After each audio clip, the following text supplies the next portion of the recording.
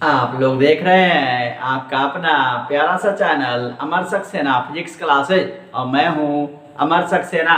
आज हम लोग बायो सावर्त के नियम और उसका गणितीय रूप जानेंगे। आज का हमारा टॉपिक है बायो सावर्त का नियम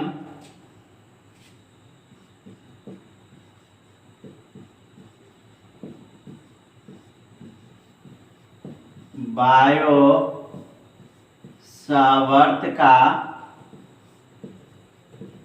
नियम और उसका गणितीय रूप।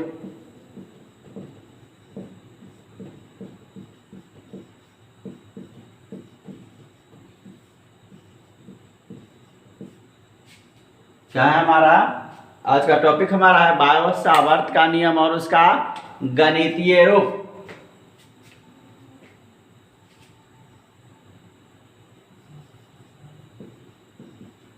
बायोट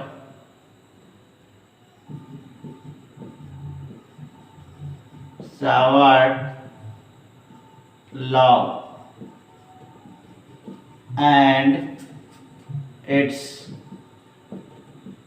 मैथमेटिकल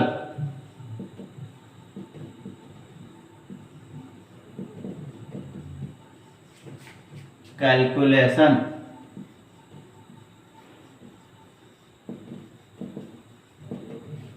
बायो सावर्त का नियम हमारा क्या कहता है? बायो सावर्त का नियम कहता है कि यदि किसी अल्पांश लंबाई, कोई भी अल्पांश लंबाई, मान लीजिए अगर ये अल्पांश लंबाई हम ले रहे हैं, यदि किसी अल्पांश लंबाई के चालक से धारा प्रवाहित की जाती है, यदि किसी अल्पांश लंबाई के चालक से धारा प्रवाहित की जाती है तो धारा प्रवाह के कारण चालक के नजदीक किसी बिंदु पर उत्पन्न चुंबकीय क्षेत्र, क्या कहता है हमारा बायो सावर्त का नियम? क्या कहता है हमारा? ये अगर हमारा कह रहा है कि यदि अल्पांश लंबाई का चालक हमारा ये है अल्पांश लंबाई, इससे आई एम्पियर की धारा हम लोग प्रवाहित कर रहे हैं। अल्पांश लंबाई ये डीएल का चालक है, इससे हम लोग आई एम्पियर की धारा प्रवाहित कर रहे हैं। आई एम्पियर की धारा प्रवाहित कर रहे हैं। कहता है कि यदि किसी अल्पांश लंबाई के चालक से, यह अल्पांश लंबाई का चालक हमारा डीएल है, इससे आई एम्पियर की धारा प्रवाहित कर रहे हैं, तो चालक के नजदीक, मान लीजिए यहाँ पर हमारा चालक के नजदीक किसी बिंदु पर, बिंदु P पर उत्पन्न चुंबकीय क्षेत्र हमारा क्या है? डीवी। बिंदु पर हमारा उत्पन्न चुंबकीय क्षेत्र क्या है? डीवी। तो ये जो चुंबकीय क्षेत्र होगा हमारा, इसके बीच के, पहले तो चालक में प्रवाहित धारा के समानुपाती होता है, उसके बाद कह रहा है कि अल्पांश लंबाई के समानुपाती होता है, और इस अल्पांश लंबाई और बिंदु P को जो मिलाने वाली रेखा है उसके बीच के कोण की ज्या के समानुपाती होता है, और अल्पांश लंबाई और उस बिंदु P के बीच के दूरी के वर्ग के व्युत्क्रमानुपाती होता है। ये हमारा बायो सावर्त का नियम कहता है। बायो सावर्त का नियम हमारा कहता है, बायो सावर्त का नियम हमारा क्या कहता है कि यदि किसी अल्पांश लंबाई, यदि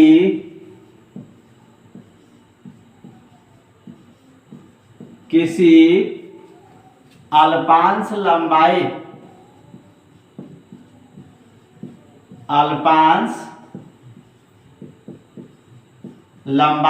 यह हमारा अल्पांश लंबाई डीएल है, यदि किसी अल्पांश लंबाई के चालक से धारा प्रवाहित की जाती है, धारा प्रवाहित की जाती है तो अल्पांश लंबाई के चालक से धारा प्रवाहित की जाती है तो धारा प्रवाह के कारण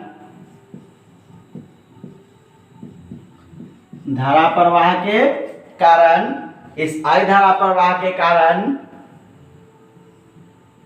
किसी बिंदु पर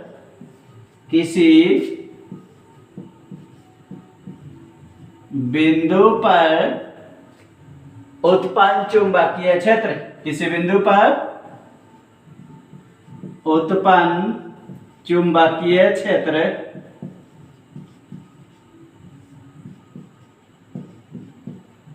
उत्पन्न चुंबकीय क्षेत्र हमारा क्या होता है कि प्रवाहित धारा के समानुपाती होता है। एक नंबर में हमारा क्या कहता है कि प्रवाहित धारा के समानुपाती होता है। प्रवाहित धारा के समानुपाती होता है। अब दूसरा नंबर कह रहा है कि ये जो उत्पन्न चुंबकीय क्षेत्र है किसके प्रवाहित धारा के समानुपाती होता है। और दूसरा नंबर में हमारा कह रहा है कि अल्पांश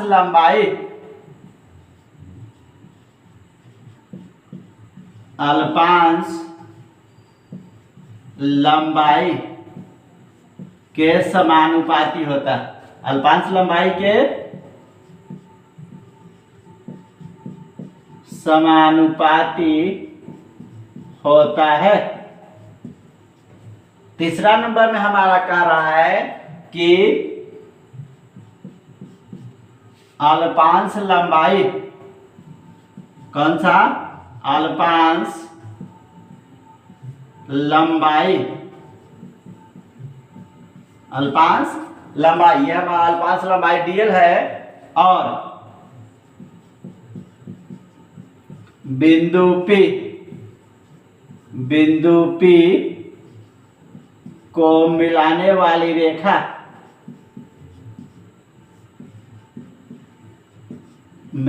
वाली रेखा के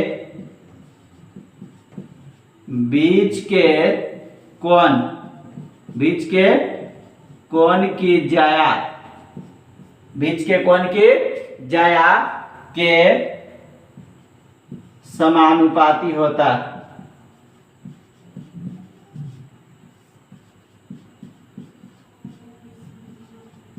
बीच के कोण की ज्या क्या होता है समानुपाती होता है। चौथा और लास्ट हमारा कह रहा है कि अल्पांश लंबाई और बिंदु P के बीच के दूरी के वर्ग के बहुत क्रमानुपाती होता है। अल्पांश लंबाई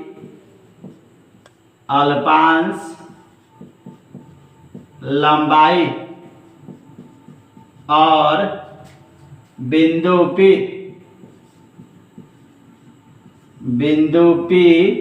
के बीच के दूरी के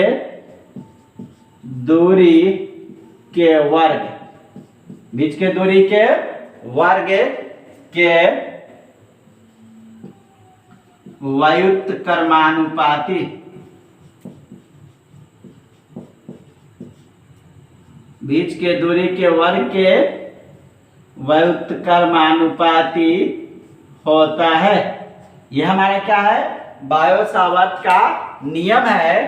बायो-सावर्त का नियम क्या कह रहा है कि यदि किसी अल्पांश लंबाई के चालक, ये हमारा अल्पांश लंबाई dl का चालक है, से धारा प्रवाहित की जाती है। इस अल्पांश लंबाई के चालक से I एम्पीयर की धारा प्रवाहित की जाती है तो धारा प्रवाह के कारण किसी बिंदु पर उत्पन्न चुंबकीय क्षेत्र, इस बिंदु P पर उत्पन्न चुंबकीय क्षेत्र हमारा कितना है dV।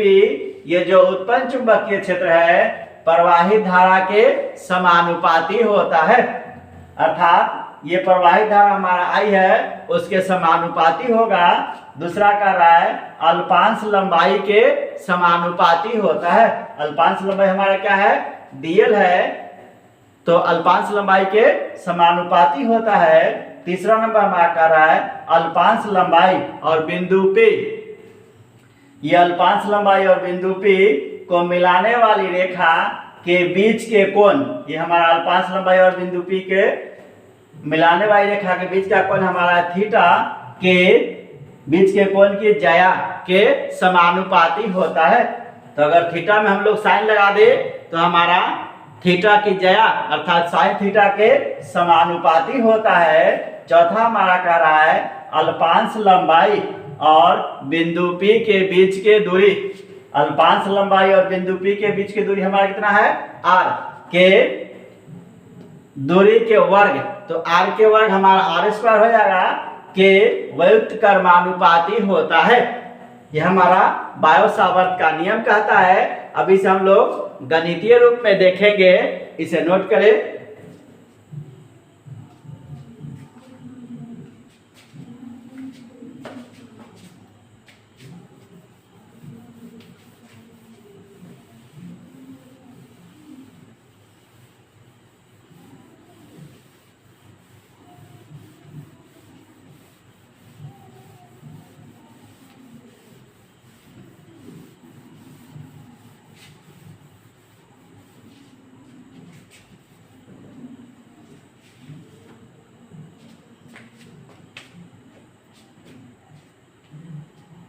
गणितीय रूप के लिए क्या कहता है हमारा,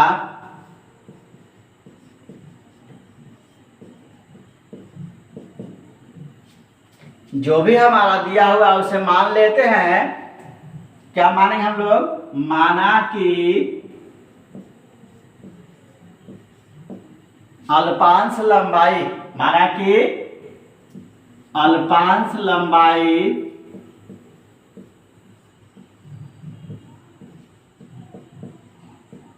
dl का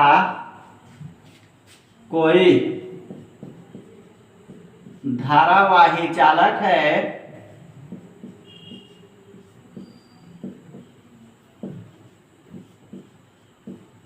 यह हमारा अल्पांश लंबाई dl का कोई धारावाही चालक है जिससे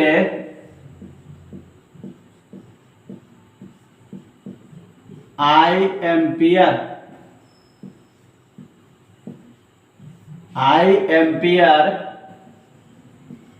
की धारा प्रवाहित हो रही है।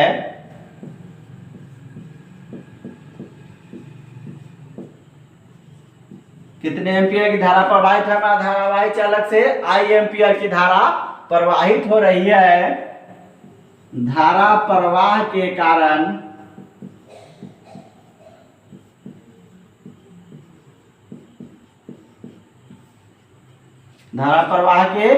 कारण बिंदु P पर, कहां पर, बिंदु P पर उत्पन्न चुंबकीय क्षेत्र,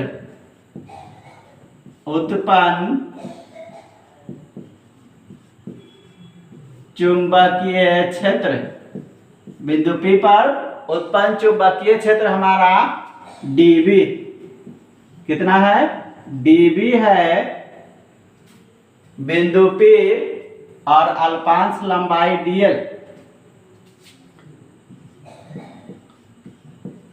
बिंदु P और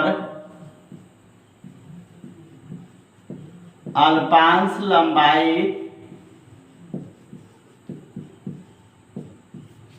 बिंदु P और अल्पांश लंबाई dl को मिलाने वाली रेखा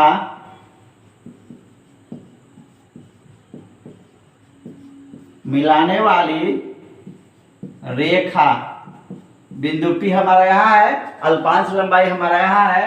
अल्पांश लंबाई और बिंदु P को मिलाने वाली रेखा के बीच का कोण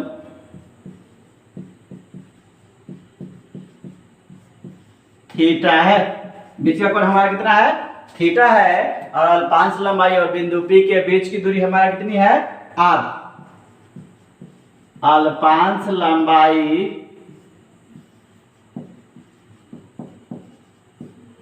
और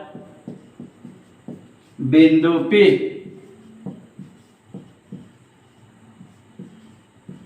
के बीच की दूरी हमारा कितना है? स्मॉल r है।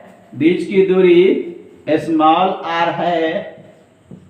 तो बायो-सावर्त के नियम से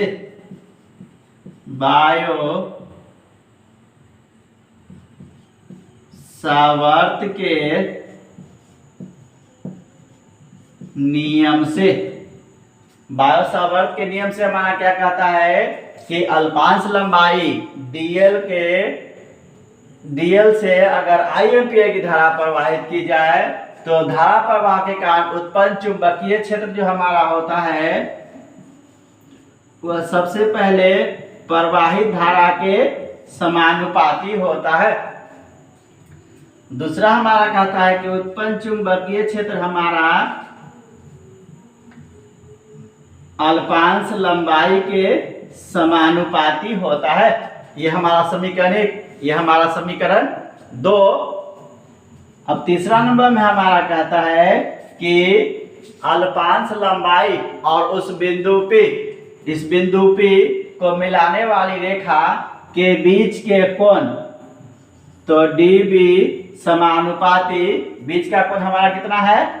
थीटा के ज्या, अर्थात DB समानुपाती साइन थीटा, समीकरण 3।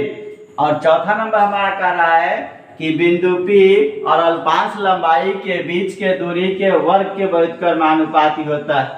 तो DB समानुपाती 1/r²। यह हमारा जाएगा समीकरण 4। इसे नोट करें।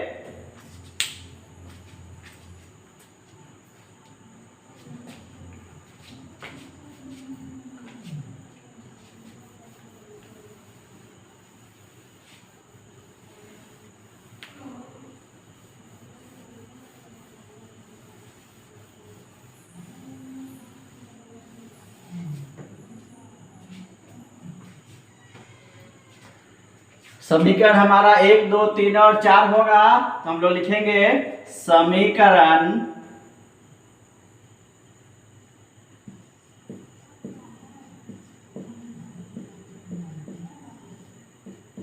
1, 2, 3 और 4 से।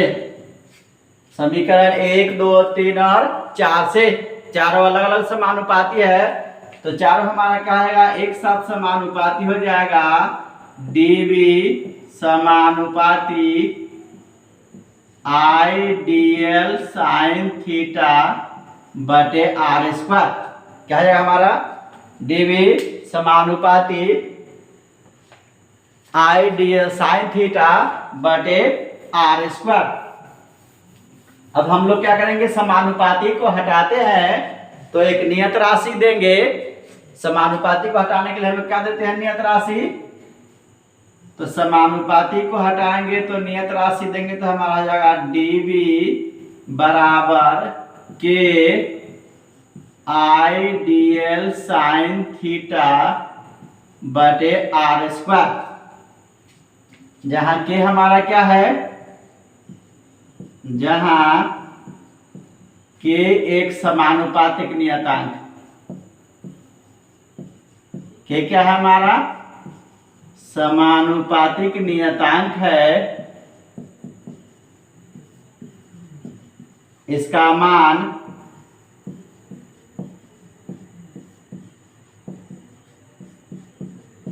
μ0/4π होता है।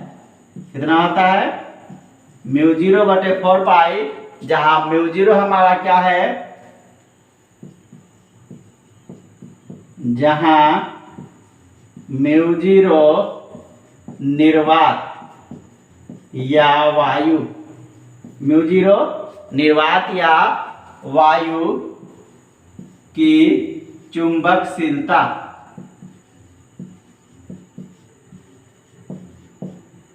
म्यू0 हमारा क्या है, निर्वात या वायु की चुंबकशीलता है। अब इसके का मान हम लोग इसमें रखेंगे, क्या हो जाएगा हमारा dB बराबर म्यू0 बटे 4 पाई, म्यू0 बटे 4 पाई गुने I dl साइन थीटा बटे r स्क्वायर। ये जो हमारा होगा यह बायो-सावर्त के नियम का गणितीय रूप होगा। बायो-सावर्त के नियम का गणितीय रूप क्या होगा हमारा, dB बराबर म्यू0 बटे 4 पाई गुने I dl साइन थीटा बटे r स्क्वायर। ये जो हमारा पूरा है यह बायो-सावर्त का नियम और उसका गणितीय रूप है। ये जो क्वेश्चन है आपको 2015 में पूछा जा चुका है, इसीलिए इसे देख जाएंगे। आज के लिए इतना ही, मिलते हैं फिर अगले वीडियो में अगले टॉपिक के साथ।